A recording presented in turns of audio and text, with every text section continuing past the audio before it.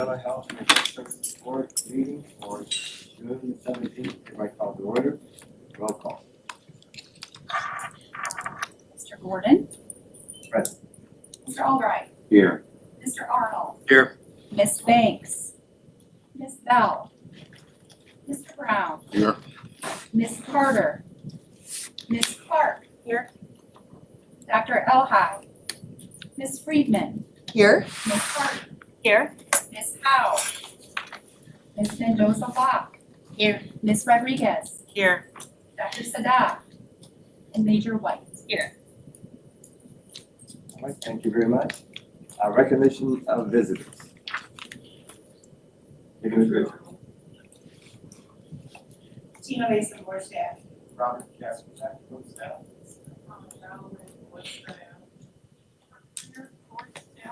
Latrice Flowers, board staff. Jennifer Peer, board staff. Julie Rupp, board staff. Board staff. All right, thank you very much. We'll have the determination of items to be removed from the consent agenda. And I will name them, beginning with the meeting minutes from May the 20th. Planning and Oversight Committee reports from April, fiscal year, financial statements, civil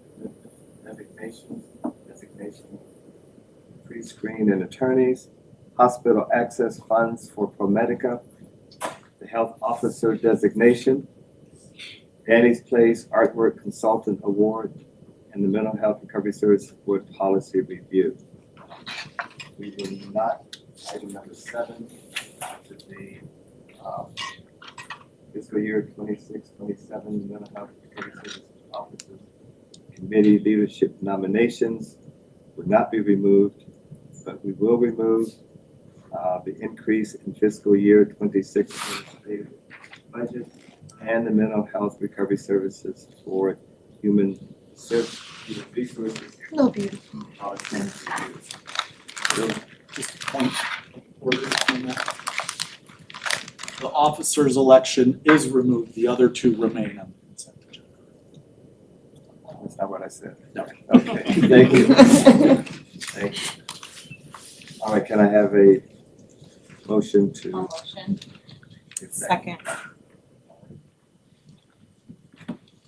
Roll call. Major White. Yes. Ms. Rodriguez. Yes. Ms. Mendoza-Locke. Yes. Ms. Harding. Yes. Ms. Friedman. Yes. Ms. Clark. Yes. Ms. Carter. Mr. Brown. Yes. Mr. Arnold. Yes. And Mr. Albright. Yes. Passes, thank you. All right, Scott? Okay, draw your attention to the top of page 41 in your packet.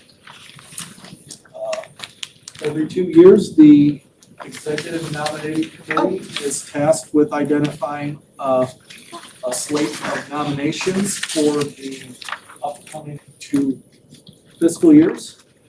The committee assigned that task to Reverend Gordon and Vice Chair Bell. They identified a slate of officers, which was approved at our Executive and Nominating Committee last Tuesday. Right. At that point, we did call for nominations from the floor, which there were none. But what is customary for us to do in our full board meeting is also call for nominations from the floor. So I'm going to stop there and have you do that. Are there any nominations from the floor? Hearing that.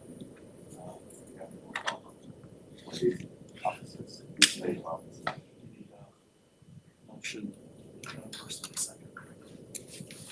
First. Second. Thank you.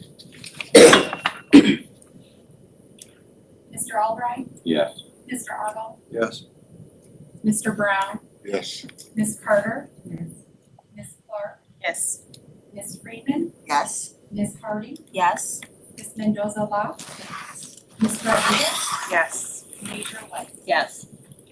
All right, thank you. We have a new set of officers for fiscal year 26-27. Congratulations.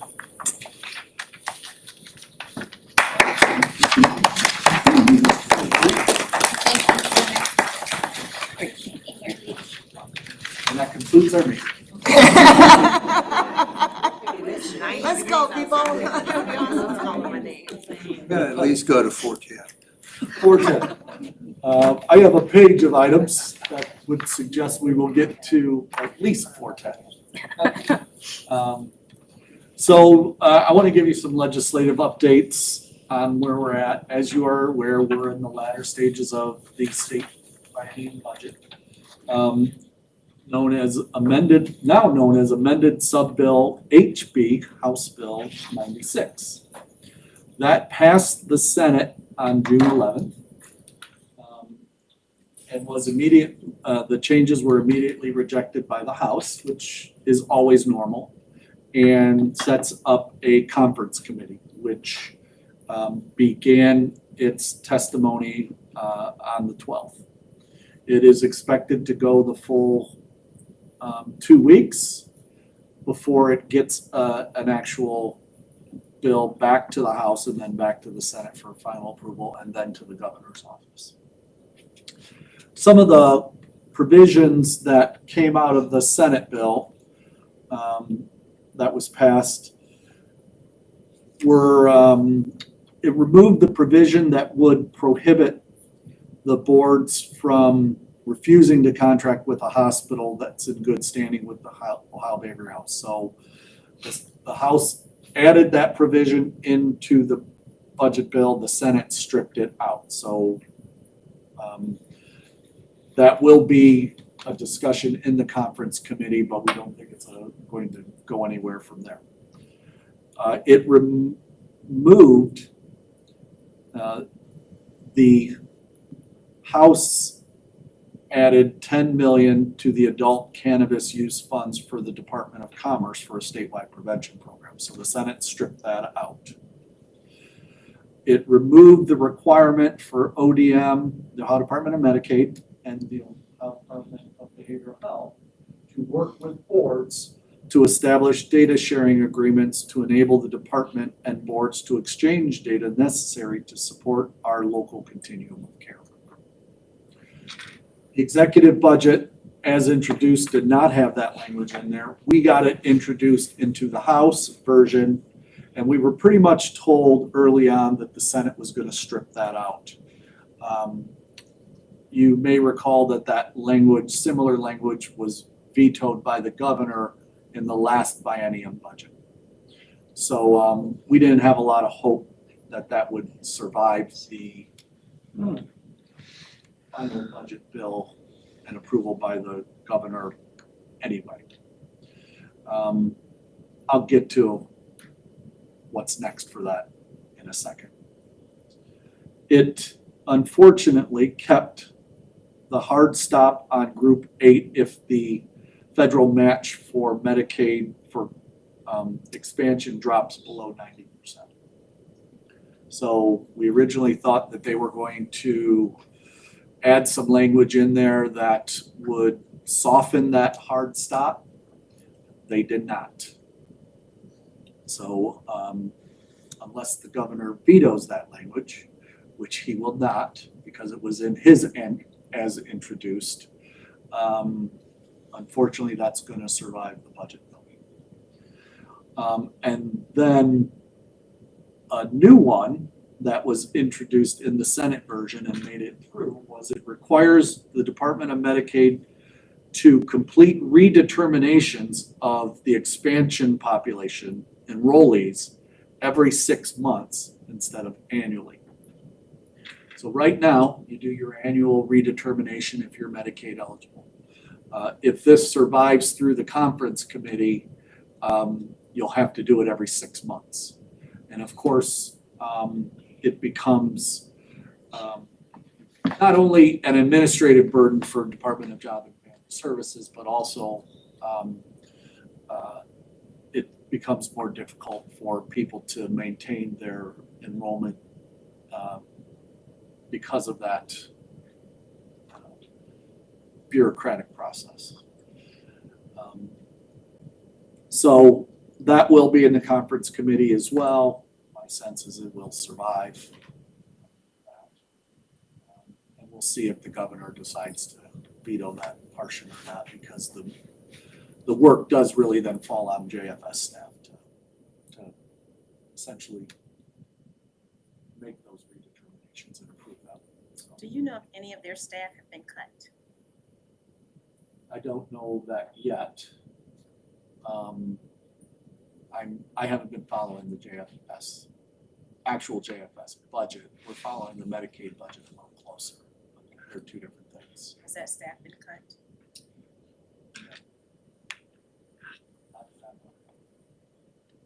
There is concern that one of the the Medicaid line that provides some match funding was cut a substantial amount. I'm not even gonna quote the amounts, but it is a pretty big amount.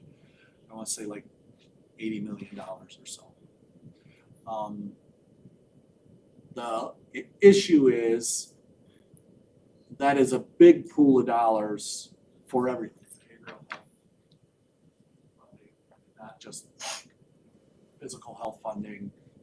So and special programs. So you never know what that 80 million is going to impact until the Department of Medicaid issues its final budget and rules that will say, okay, we're gonna do this, we're gonna do that, we're gonna do that, we're not gonna do this, or we're gonna reduce X, Y, and Z. So we won't know if any of the behavioral health stuff is going to be impacted until that comes out. Mm-hmm. So there's obviously there's a lot more that's going on behind the scenes in the budget, but there was a couple $1 million reduced from the criminal justice line that was then put back in a different line. And so there's always that kind of moving around of funds and dollar amounts. Every year, every budget cycle, it's like that. Makes it kind of difficult to track what is actually happening sometimes. But we have a good staff at our state association that keeps a pretty good handle on that. So it may end up that we will lose some federal funding just from what's going on. But I think we're probably going to be able to hold our own on the state level. Not realizing any new major increases, but So it won't be as much as we had feared before. well, no, the big fear is Medicaid expansion, Group 8. That's the big fear. So if Group 8 goes away, then we have a big gap in treatment coverage for a substantial number of people, 10,000-ish in Lucas County alone. You have to figure out how we would even. Well, there'd be no way to cover it as is because it's $60 million and we don't have $60 million.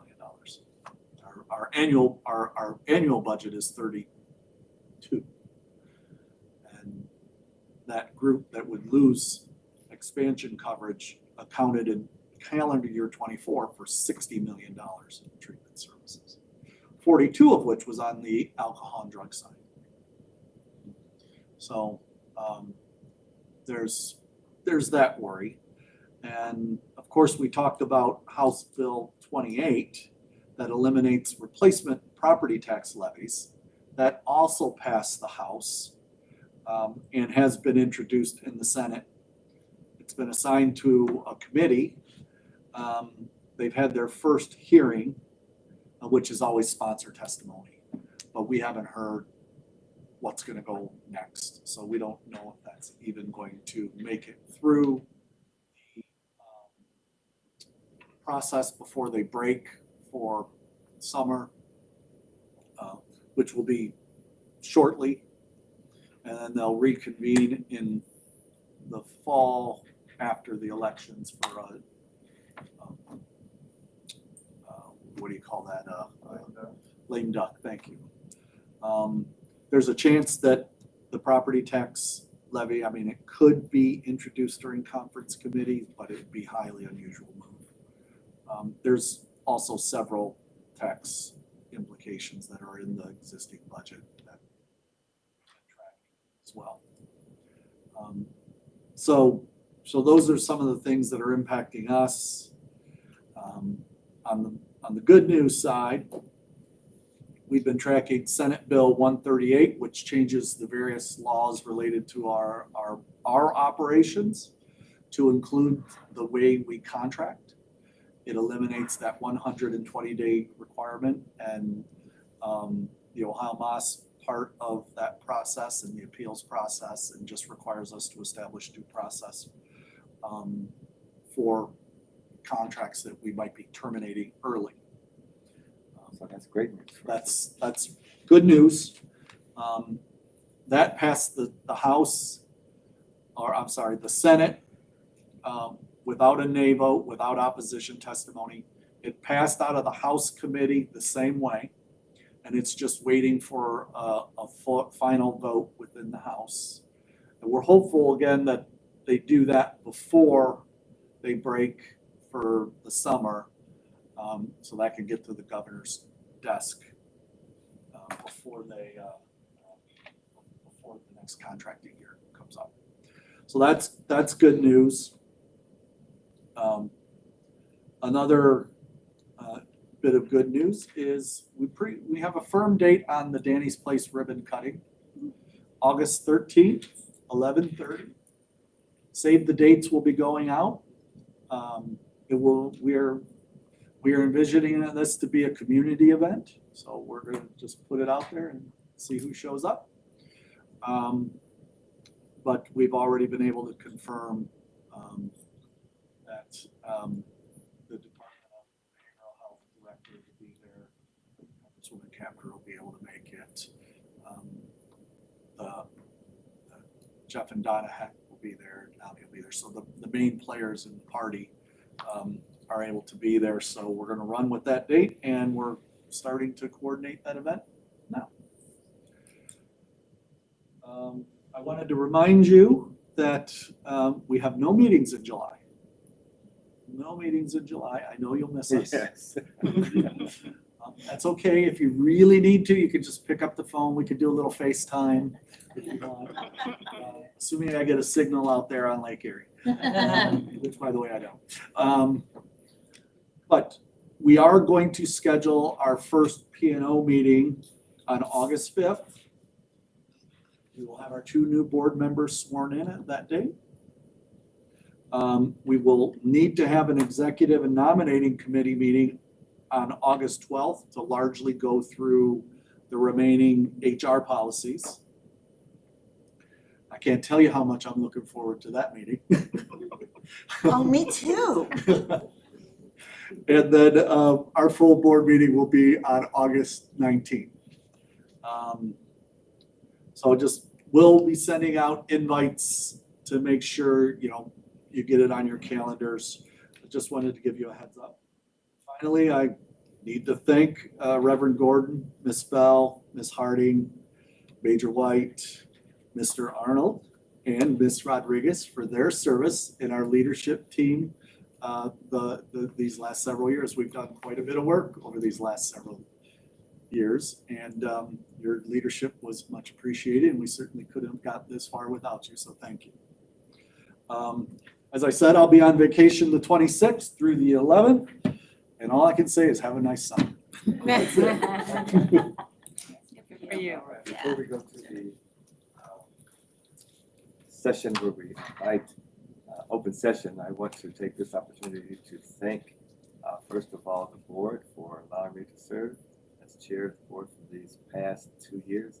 It has been an eventful time for me, and I want to thank everyone for putting up with me for as long as you did. And I want to have this opportunity to congratulate Nima Bell as our new chair and Christina Rodriguez as our Vice Chair, our Treasurer, Linda Howe, and Lisa Hart for our Secretary, then the Planning and Oversight Committee, Calvin Brown, and for Vice Chair, Major Tricia White. So this is a great team. We appreciate what you're going to do in the next 2 years. Again, thank you so much. Again, let's give them a big round of applause. And again, I just said, what everybody, unanimously voted. Thank you for the new members, positions, officers for taking the role in leadership as well as the past. So personally, I want to say thank you. I also want to thank Santa over there. My voicemail always says it's Santa calling me. That, Hello. It's done a real job with Danny's Place and all the invitations and invites and looking for more money and searching. And thank you. It was a wonderful open house. All right. Now we have open session. Richard.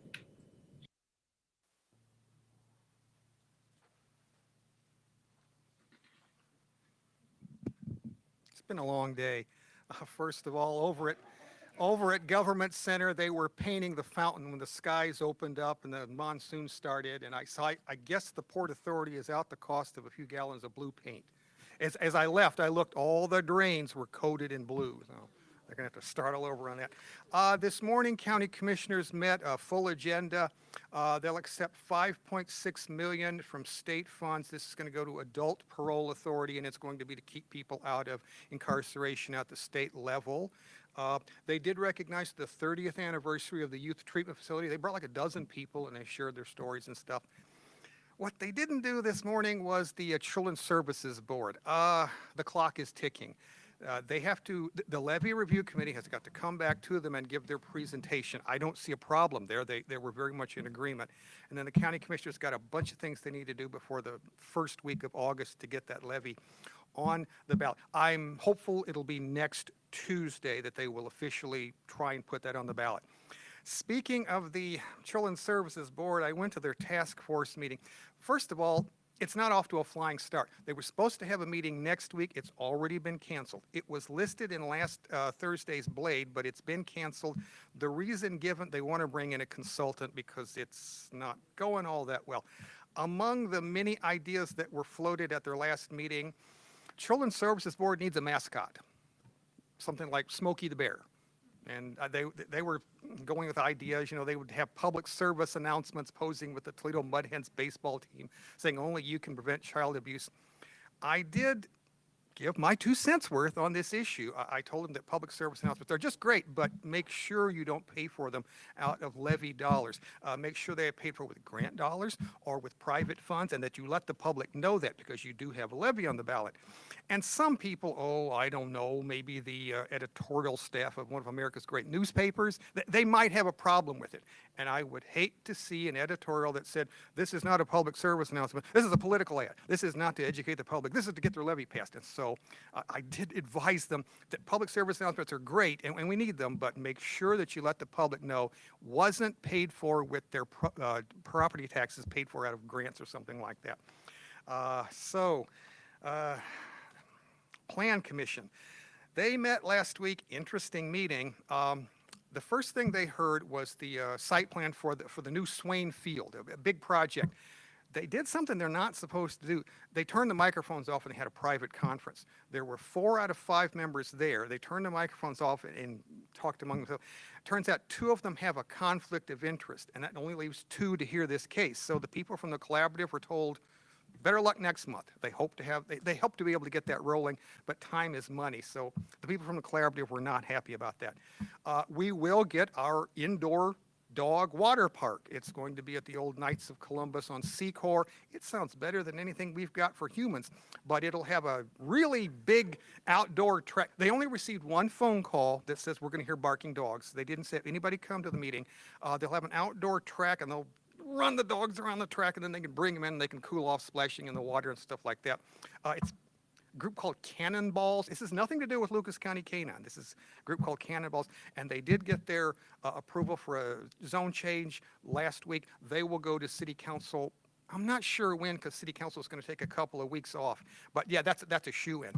And the building at 428 10th Street used to be the old CSI building. Supposed to be heard last month. A man from the historical section of the library showed up and said, that's on a list of historical buildings. And everybody in the room was taken aback by that.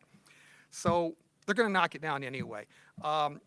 He made it very clear that the county commissioners did not follow due process. They did not ask for an independent appraisal. They just said, we think it's worthless. They did not try a good faith effort to market. They didn't do anything like that.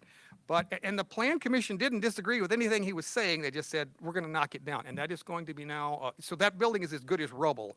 And it'll be parking for Toledo Municipal Court, Toledo Family Court, and some green space there. I don't know what their time frame is, but that is on a historical building register, but they are going to knock it down. Okay, Plan Commission. The Plan Commission has advertised for a consultant who is going to come in and give them some advice on how to overhaul the Toledo Municipal Code zoning.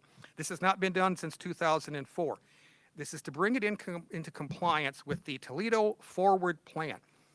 I honestly haven't heard anything good about the Toledo Forward Plan. Everything from human service agencies to donut shops, this has caused problems. So they will bring in a consultant. They will take electronic bids until July the 1st.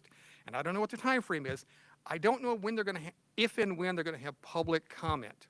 You know, is it going to be during the process? Is it going to be after the first draft, whatever? But I have no reason to assume that this will be good for human service agencies. But the Plan Commission, they really need some new guidance, and it looks like they'll be overhauling Toledo Municipal Code as far as zoning. First time since 2004. That's going to be a big project. City Council, just last week, I attended another meeting on sidewalks, the deplorable state of Toledo sidewalks. We don't have any money, and what can they do? And this would be an absolutely perfect time for people for the disabled to come in. They didn't. I mean, they have a Mayor's Council on Disabilities. They appoint people to it. What do? Your guess is as good as mine. They don't come to these meetings. I got a good memory, but you got to go back pre-pandemic to hear anybody talk about disability issues. But with very limited funds, Toledo's going to try and address our deplorable sidewalk condition. That's definitely something that would affect anybody in a wheelchair or a scooter. They would have a terrible time getting around these things. And I just came from a meeting on the water shutoffs. I was the only person in the audience. At the end of it, they said, does anybody have any questions? It was just me, some news media people, and city employees. But and this affects a lot of people that are served by this agency. The whole notification process and shutoff process and reapply process and how much you're going to get fined and how this is all going to be promoted. A lot of good information. You'll probably see it on the Channel 13, 6 o'clock news tonight. There was a reporter from the Blade there. So I'm sorry that there weren't more people at that meeting. City Council is meeting as we meet, and this will be their last meeting, the last full meeting until sometime in July. They're going to take a couple of months off. This will have committee meetings, such as tomorrow. They'll have Public Safety Criminal Justice Reform Committee. They will hear on overdose prevention and harm reduction. They'll hear people from the Lucas County Health Department and Lucas County Children's Services give them a rundown on what they're doing to help families affected by the overdose, by the opioid problems. So it has been a long day over at City Council, but it is going to slow it down a little bit over the summer. So thank you.